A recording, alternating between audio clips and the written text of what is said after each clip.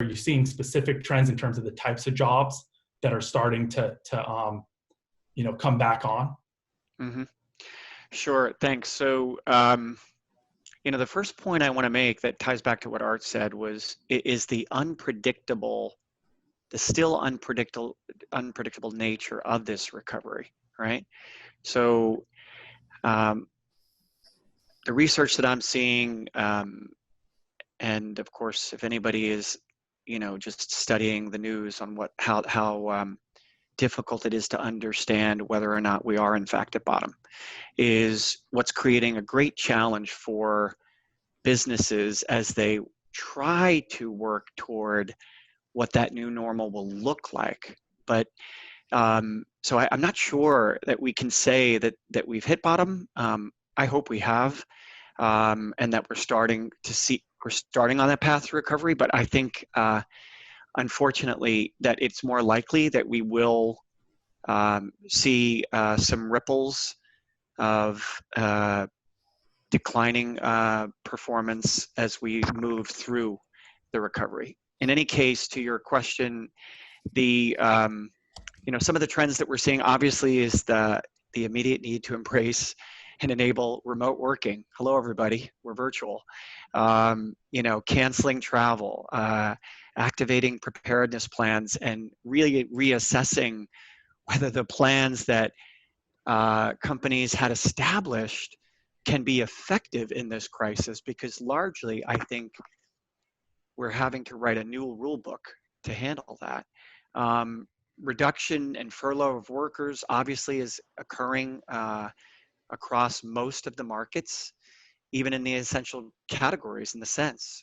So you asked, what job ads are remaining important, where are the trend lines? Well, there's no question registered nurses are a top ad post on Monster. But I do want to emphasize that nursing as an overall category is down, because unless it's an essential nursing category, there's a lot of furlough activity in that sector as well. And then you have things like motor vehicle operators, drivers essentially, whether it be truck drivers or food delivery and delivery of other vital services, stock clerk, stock room, warehouse and storage yard, and any of those critical care roles that we know are increasingly important.